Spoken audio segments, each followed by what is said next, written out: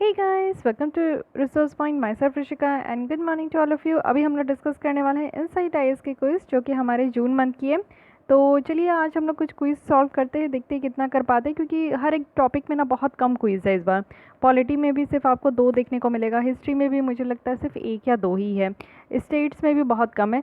तो देखते हैं कि रिपोर्ट एंड इंडाइसिस थोड़ा बहुत आपको जो यहाँ पे देखने को मिलेगा वो मैप्स और प्लेसेस की ही कुछ क्विज अच्छी है, यहाँ पे अच्छी इन द सेंस कि ज़्यादा है आपको देखने को मिलेगा। बाकी सब में बहुत कम है, 2-3 है, तो मैं उसको आज ही कंप्लीट कर देती हूँ। ओके, तो देखते हैं कि कितना देर तक 15 मिनट तक कितने क्वेश्चन हम लोग सॉल्व कर पाते हैं। अदरवाइज फिर हम लोग जो है रेस्ट ऑफ द क्वेश्चंस को कल सॉल्व कर लेंगे। चलिए स्टार्ट करते हैं। तो स्टार्ट करते हैं पॉलिटी के फर्स्ट क्वेश्चन से, जो कि क्वेश्चन है क्योंकि ये टॉपिक हमेशा न्यूज़ में रह रही है काफ़ी दिनों से।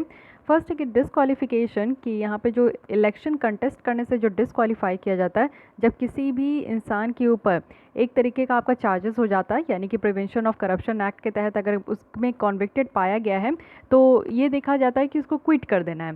तो ये आपका न्यूज़ में है। तो इनमें से कौन है जिनको ये एम्पावर किया गया है कि डिसक्वालिफिकेशन से रिमूव कर देना है?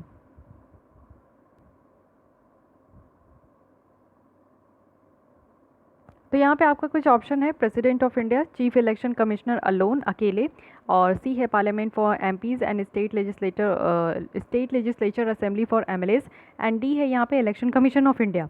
तो कोई भी जो इलेक्शन कंटेस्ट करते हैं जितने भी लोग, तो अगर उसमें डिस्क्वालिफिकेशंस का जो काम है, यानी कि जब कोई भी इंसान किसी के ऊपर अगर इस तरीके का चार्जेस लगा है प्रिवेंशन ऑफ करप्शन एक्ट के तहत, तो उनको क्विट कर देना है। तो ये जो इम्पावर किया गया है कि डिस्क्वालिफिकेशन से हटा देना, तो ये पावर किसके तहत है? तो ऑब्वियस ये पावर जो है इलेक्शन कमीशन ऑफ इंडिया के तहत है, which is D option is correct. According to representation of people act के सेक्शन 11 के थ्रू जो लेजिस्लेचर है वो यहाँ पे बताया जा रहा है कि नेसेसरी है कि वो यहाँ पे कमीशंस के साथ जो है उनको ये इस तरीके का पावर दिया गया कि सोशो इकोनॉमिक पॉलिटिकल फैक्टर्स को समझते हुए जो है कुछ सर्टेन पिकुलियर सर्कमस्टांसेस में वारंट दे सकते हैं कि जनरल डिस्क्वालिफिकेशन जो भी यहाँ पे स्टैट्यूटरी रूल के द्वारा यहाँ पे प्रिस्क्राइब किया गया है शुड बी रिमूव्ड या reduce by exercising it's extra ordinary power. तो इलेक्शन कमीशन को जो है ना रिप्रेजेंटेशन ऑफ पीपल एक्ट के तहत 1951 का, उसमें कुछ एक्स्ट्रा ऑर्डिनरी पावर दिया गया है जिसके थ्रू वो डिस्क्वालिफिकेशन से रिमूव भी कर सकते हैं। Okay, coming to the second question, the principle of absolute liabilities is a part of, किसका पार्ट है? आर्टिकल 19, आर्टिकल 20, आर्टिकल 21 या आर्टिकल 22? एब्सोल्यूट लिएबिलिटीज, सो ये यहाँ पे जो पार्ट है वो है यहाँ पे article C, article 21, that is the option C. NGT के द्वारा जो नेशनल ग्रीन ट्रिब्यूनल्स है उनके द्वारा यहाँ पे ऑर्डर दिया गया है, जो विशाखापट्टनम की अभी गैस ट्रेजेडी हम लोग देखे है ना, जिसमें कि आपका एलजी पॉलीमर की जो कंपनी थी जिसमें कि गैस लीक हो गया था, काफ़ी लोगों की जो है इस तरीके से हानि हुआ था। तो इसी में जो है ना यहाँ पे प्रिंसिपल ऑफ एब्सोल्यूट लिएबिलिटीज़ का निकल कर आया था। तो इसमें जो है ना स्ट्रिक्ट लिएबिलिटी प्रिंसिपल है और दूसरा होता है एब्सोल्यूट लिएबिलिटीज़। ठीक है, तो स्ट्रिक्ट लिएबिलिटीज़ एक पार्टी है जो कि लिएबल नहीं होते और उनको कोई कंपनसेशन पे नहीं करना होता है। जैसे कि इस तरीके के इंडस्ट्री में अगर आप लोग का जो गैस लीक होता है उससे क्या है ना कि लोगों को जो है ना कंपनसेशन पे करना चाहिए, क्योंकि who will be the responsible? The industries manager will be the responsible ना। इस तरीके का अगर गैस लीक हुआ है, उनके यहाँ काम करने वाले वर्कर्स जो है इस तरीके से क्षति हुए हैं, या फिर इंडस्ट्री के चारों ओर रहने वाले लोगों को इस तरीके से प्रॉब्लम हुआ है, तो उनको कंपनसेशन प्रोवाइड करना है। तो ये स्ट्रिक्ट लिएबिलिटी प्रिंसिपल के अंदर क्या आता है ना कि यहाँ पे कंपनसेशन प्रोवाइड नहीं किया जाता है, और साथ ही साथ जब पार्टी है ना वो यहाँ पे लिएबल नहीं है। साथ ही साथ एब्सोल्यूट लिएबिलिटी प्रिंसिपल में क्या होता है ना कि एपेक्स कोड के द्वारा ये कहा गया है कि जो भी कंपनी हैजार्डियस इंडस्ट्रीज़ में है तो वो यहाँ पे किसी भी तरीके का एग्जेम्पशंस क्लेम नहीं कर सकती। ये मैंडेटरी है उनको कि वो कंपनसेशन पे करेंगे। इट मीन्स कि यहाँ पे इस कंपनी में, इस इंडस्ट्री में अगर ऐसा इस तरीके का अगर हादसा हो रहा है और उसमें जो काम करने वाले वर्कर्स या फिर उस कंपनी इंडस्ट्री के चारों ओर रहने वाले लोगों को अगर किसी भी तरीके का प्रॉब्लम हुआ है तो compensation should be provided by the authority of that industry. Okay, इसको कहते हैं एब्सोल्यूट लिएबिलिटी, जो कि यहाँ पे आर्टिकल 21 लाइफ टू राइट का पार्ट भी है। तो यहाँ पे पॉलिटी कंप्लीट हो गई। अब आते हैं हिस्ट्री, आर्ट एंड कल्चर में। यहाँ पे भी कुछ क्वेश्चन से देख लेते हैं। अरिकामेडू एक आर्कोलॉजिकल साइट है, न्यूज़ में रहता है, तो आपको बताना है कि किस स्टेट में है। केरल, तमिलनाडु, पुदुचेरी या फिर यहाँ पे आंध्र प्रदेश। तो इसका जो करेक्ट आंसर है वो है करेक्ट पुदुचेरी। ओके, अरिकामेडू एक आर्कोलॉजिकल साइट है जो कि सदर्न इंडिया में देखने को मिलता है, और साथ ही साथ आपको देखने को मिलेगा कि ये बस इतना ही ध्यान रखिए, इससे ज़्यादा क्या। ये आते हैं स्टेट्स में। स्टेट्स में एक क्वेश्चन है जो कि काफ़ी इंपॉर्टेंट टॉपिक है, Ken Betwa river interlinking project. तो इसमें आपको करेक्ट बताना है। फर्स्ट है कि Ken Betwa river interlinking project जो है वो इंडिया का फर्स्ट इंटरलिंकिंग प्रोजेक्ट है। सेकंड है कि केन बेतवा रिवर जो है ये मध्य प्रदेश से ओरिजिनेट होता है और ये नर्मदा रिवर का ट्रिब्यूट है, ट्रिब्यूटरीज है।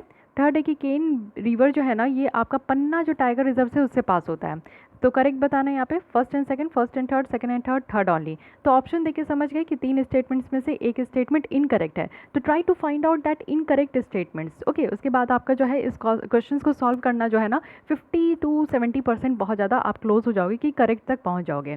तो फर्स्ट अगर आप लोग को नहीं भी पता है स्टेटमेंट कि ये आपका फर्स्ट इंटरलिंकिंग रिवर प्रोजेक्ट है कि सेकंड है, तो कोई बात नहीं, इसको अवॉइड कीजिए। लेकिन केन और बेतवा रिवर के बारे में तो आप लोग पढ़े होंगे, क्योंकि आप लोग जब गंगा की ट्रिब्यूटरीज पढ़े हो तो उसमें यमुना आता है, यमुना की ट्रिब्यूटरीज आप लोग पढ़े होंगे। तो ये केन एंड बेतवा जो है ना कहाँ से ओरिजिनेट होता है ये आपको पता होना चाहिए, और साथ ही साथ ये नर्मदा रिवर के जो ट्रिब्यूटरीज नहीं है, ठीक है। तो सेकंड आप लोग जो है इसको एलिमिनेट कर सकते हो। तो इस तरीके से ए और सी आपका एलिमिनेट हो गया। इससे पता चल गया कि थर्ड तो सही है। अब ये आपको पता हो या ना हो, यहाँ पे आपको इतना तो पता चल जाता है कि केन रिवर जो है ना पन्ना टाइगर रिजर्व से पास होता है। अब आपको ध्यान रखना होगा कि ये केन बेतवा रिवर जो है ना सबसे पहला ही ये जो है आपका रिवर इंटरलिंकिंग प्रोजेक्ट है, क्योंकि काफ़ी ज़्यादा न्यूज़ में रहता है और ये काफ़ी लंबे समय से न्यूज़ में है। अगर आप लोग काफ़ी लंबे समय से तैयारी कर रहे हैं, लंबे कहने का मतलब है कि बस 2-3 साल, तो आप लोग ये तो रट्टा रटाया होगा कि ये पहला ऐसा जो है रिवर इंटरलिंकिंग प्रोजेक्ट है। सो फर्स्ट एंड सेकंड यहाँ पे करेक्ट है। सो हमारा करेक्ट ऑप्शन यहाँ पे बी हो गया। जो प्रोजेक्ट है इसका एम यही है कि जो सरप्लस वाटर है केन रिवर से जो कि एमपी में है उसको बेतवा में भी पहुंचाना है, और बेतवा आपका यूपी में है, ठीक है। तो ये दोनों आप लोग को ध्यान रखना है। साथ ही साथ अगर हम लोग देखें केन बेतवा रिवर, तो ये एमपी में ही ओरिजिनेट होता है, लेकिन ये यमुना का ट्रिब्यूटरीज है। केन को अगर देखें तो यमुना में कहाँ मिलता है, तो ये यूपी के बांडा डिस्ट्रिक्ट में मिलता है, और बेतवा जो है ना हमीरपुर डिस्ट्रिक्ट में जो कि यूपी में है। राजघाट, परीछा, माटाटीला डैम्स जो है वो बेतवा रिवर में ही है, और केन रिवर जो है वो यहाँ पे पन्ना टाइगर रिजर्व से पास होता है। तो ये भी आप लोगों को ध्यान रखना है। यहाँ पे आप लोग देख सकते हो कि ये बुंदेलखंड है, ये केन है, ये यमुना की ट्रिब्यूटरीज है, ठीक है, केन, और ये यहाँ पे बेतवा है। तो ये किस किस स्टेट से सिटी से होकर गुजरता है ये भी देख लिया कीजिए, ठीक है। आते हैं सेकंड क्वेश्चन में। Kaleshwaram lift irrigation project, again very important है, हमेशा न्यूज़ में रहता है। ये बताना कि कौन से रिवर में है, या फिर ये भी पूछ सकते हैं कि कौन से स्टेट में है, महानंदी रिवर या फिर Godavari river, Krishna river, Kaveri river. तो ऑब्वियस है ये कालेश्वरम लिफ्ट इरिगेशन प्रोजेक्ट जो है ये आपका आंध्र प्रदेश के, और आंध्र प्रदेश में कौन रिवर है, तो Godavari river. So B is the correct option, ठीक है। ये मल्टीपर्पज़ इरिगेशन प्रोजेक्ट है जो कि गोदावरी रिवर में आपको देखने को मिलेगा, और आंध्र प्रदेश में, ये तेलंगाना में, ओके।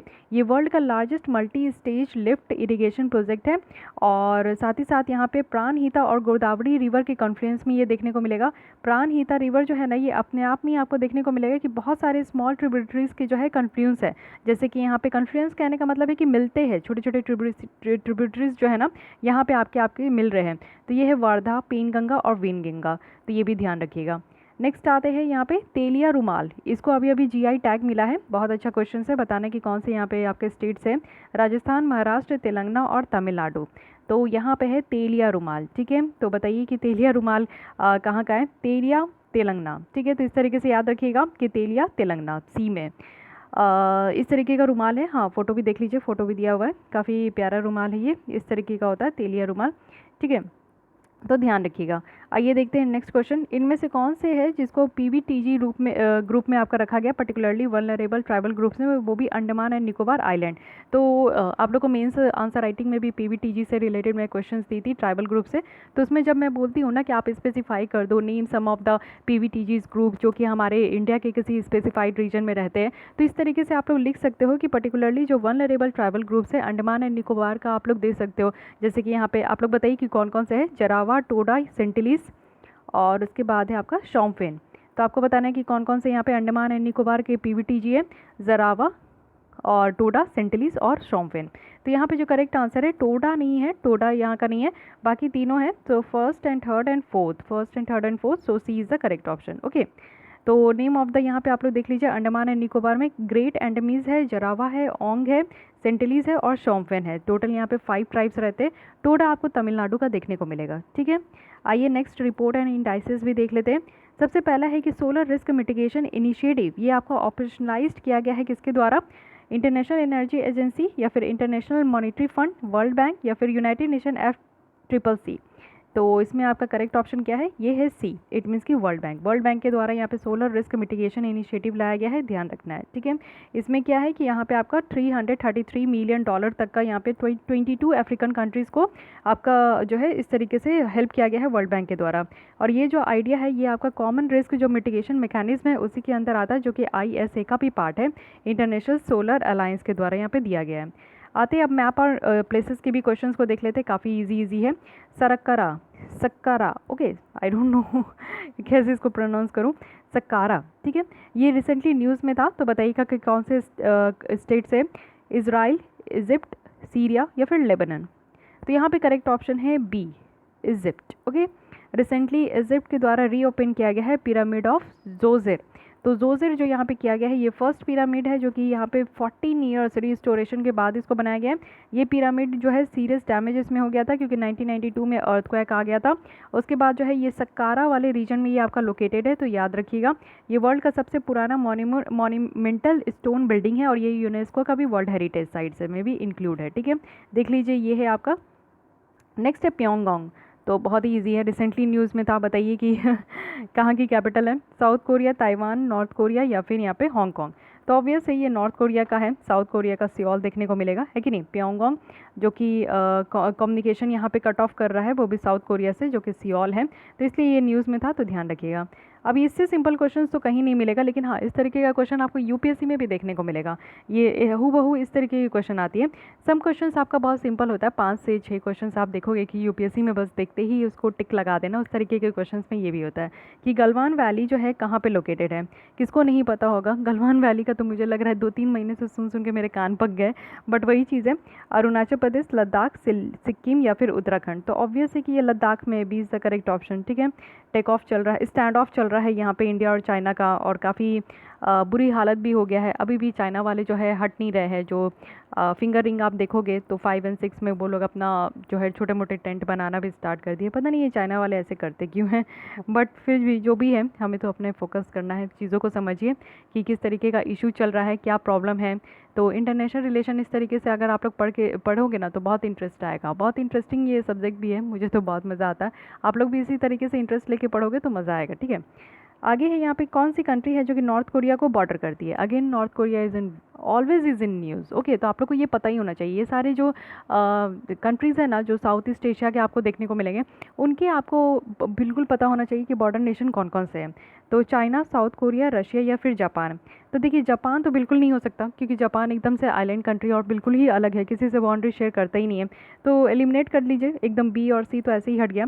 अब यहाँ पे आप लोग फंसोगे रशिया के साथ कि रशिया जो है वो आपका टच करता है कि नहीं, क्योंकि नॉर्थ कोरिया के साउथ में आपका साउथ कोरिया है ही और ऊपर आपका चाइना है ही, लेकिन एक स्मॉल पोर्शन आपका रशिया का भी है जो कि नॉर्थ कोरिया के साथ बाउंड्री शेयर करता है। तो यहाँ पे करेक्ट ऑप्शन हमारा ए हो जाएगा, फर्स्ट सेकंड थर्ड, ओके। आइए यहाँ पे देख पाए तो दिखाती हूँ, एक सेकेंड, मैप स्टडी करना। ये देखिए ये नॉर्थ कोरिया है, ठीक है, ये चाइना है, और यहाँ पे आपको स्मॉल पोर्शन इस साइड से देखने को मिलेगा कि यहाँ पे रशिया से टच हो रहा है, ठीक है। ये आपका साउथ कोरिया नीचे आ जाता है, ये पूरा नॉर्थ कोरिया, और यहीं पे आपका जो है रशिया से थोड़ा सा पार्ट ज़रूर टच होता है, तो इसलिए यहाँ पे आपका तीनों आ जाएगा। Coming to the fifth question, यहाँ पे आपको बताना है कुछ रीजन है जो कि न्यूज़ में रहता है, और कंट्री के बारे में बताना है कि उसी रीजन उस कंट्री का वो रीजन है कि नहीं। Oromia, Nigeria, Bougainville, Papua New Guinea, Jubaland, Saudi Arabia और अल कदारिफ सूडान। तो आपको बताना है कि करेक्टली मैच्ड कौन सा है। First second third, first second fourth, second and fourth, first second third fourth. तो यहाँ पे अगर करेक्ट देखें तो बोगनवेल जो है ये आपको ध्यान रखना है कि पपुआ न्यू गिनिया का ये अभी अभी न्यूज़ में था। साथ ही साथ यहाँ पे अल कदारिफ देखें तो ये सूडान का है क्योंकि काफ़ी ज़्यादा न्यूज़ में था, ठीक है। बाकी फर्स्ट एंड थर्ड यहाँ पे इनकरेक्ट है, सो हमारे सेकंड एंड फोर्थ करेक्ट है, so correct option will be C. आइए देख लेते हैं डिटेल में। ओरोमिया रीजन जो है वो आपको इथोपिया का देखने को मिलेगा, इथोपिया में भी काफ़ी ज़्यादा न्यूज़ में है। जुबालैंड आपको जो है सदर्न सोमालिया का देखने को मिलेगा। अल कदारिफ की बात करूँ तो ये 18 स्टेट ऑफ यहाँ पे सूडान का है, तो इसलिए ध्यान रखना है। अगेन वेरी इंपॉर्टेंट है, देखिए इथोपिया न्यूज़ में क्यों है, क्योंकि ग्रैंड इथोपियन रिनाइंसेस डैम बनाया जा रहा है। तो ये कहाँ पे है, किस रिवर पे है ये बताना है पहले, तो ये समझ में आ गया इथोपिया में है। तो ये पहला है white Nile river, blue Nile river, Congo river या फिर नाइजर रिवर। तो ऑब्वियस है कि नाइजर रिवर तो होगा नहीं, ये नाइजीरिया से ही पास होता है। कॉन्गो रिवर भी नहीं है, यहाँ पे आपका नाइल रिवर से ही आप समझ सकते हो इथोपिया से होके गुजरता है। तो यहाँ पे थोड़ा बहुत भी ध्यान दीजिएगा। तो करेक्ट ऑप्शन यहाँ पे बी है, ये इट मीन्स की ब्लू नाइल रिवर। ओके, जो ग्रैंड इथोपियन रिनाइंसेस डैम है, इसको पहले मिलीनियन डैम भी कहा जाता था। एक ग्रेविटी डैम है आपका ब्लू नाइल रिवर में, जो कि यहाँ पे इथोपिया में देखने को मिलता है। 2011 से इसको कंस्ट्रक्ट किया जा रहा है, और ये जो डैम है ये लार्जेस्ट हाइड्रो इलेक्ट्रिक पावर आपका प्लांट होगा, वो भी अफ्रीका में, जब इसको कंप्लीट कर लिया जाएगा। ठीक है, आइए आगे देखते हैं। अच्छा, ब्लू नाइल रिवर और जो वाइट नाइल रिवर है वो जहाँ पे मिलते हैं, उस जगह को हम लोग कहते हैं खार्तूम, जो कि आपको सूडान में देखने को मिलेगा। ठीक है, यहाँ से आप लोग देख सकते हो, ये वाइट नाइल रिवर है, ये ब्लू नाइल रिवर है। ठीक है, ब्लू नाइल रिवर आप लोग देखिए लेक टाना से निकलता है, और यहीं पे आपका बन रहा है क्या, ग्रैंड इथोपियन रिनाइंसेस डैम, जो कि इथोपिया में आपको देखने को मिलेगा। ठीक है, इथोपिया में आपका बाउंड्री कौन कौन सा शेयर करता है, तो ये केनिया है, साउथ सूडान है, उसके बाद आपका एरिट्रिया है, और ये सूडान है। तो ये सारे कंट्रीज़ भी आपको देख के चलना है। कोई भी जगह अगर आपका इस तरीके से न्यूज़ में रहता है तो किसी भी तरीके से क्वेश्चंस बनने की चांसेस रहती है। ठीक है, तो गाइज़ हमारे यहाँ पे ये मैगज़ीन कंप्लीट हो गया। एक आपका मार्च मंथ का बचा हुआ है ना, जनवरी फरवरी मार्च, शायद अप्रैल मंथ की बची हुई है। I am little bit confuse, but कोई नहीं, मैं चेकआउट कर लेती हूँ। पिछले एक मंथ की किसी की भी बची हुई है, मुझे लग रहा है अप्रैल की बची है, तो उसको कंप्लीट कर लेते हैं हम लोग। फिर आगे जो है जुलाई हम लोग स्टार्ट करेंगे, अगस्त से स्टार्ट करेंगे। तो आज यही कंप्लीट हो गया। टोटल कितने क्वेश्चंस थे ज़रूर काउंट कर लीजिएगा। मुझे लगता है 13-14 क्वेश्चन है, तो टोटल जितने भी क्वेश्चंस थे उसमें आउट ऑफ आपके कितने मार्क्स आए मेरे साथ ज़रूर शेयर कीजिए। अगर फिर भी आपको कोई डाउट, कोई सजेशन है तो कमेंट कर सकते हैं। और अगर इस तरीके से क्विज़ की लेसन आप लोगों को अच्छी लगती है, हेल्पफुल लगती है, तो प्लीज़ मुझे मोटिवेट करने के लिए आप लोग लाइक ज़रूर कर सकते हो। और मेक श्योर कि आपने मेरे चैनल को सब्सक्राइब कर लिया, क्योंकि सब्सक्राइब कीजिएगा तभी आपको मेरे नेक्स्ट लेसन की वीडियो की अपडेशन जो है वो आप तक पहुँचते रहेगी। सो आज के लिए बस इतना ही। Thank you.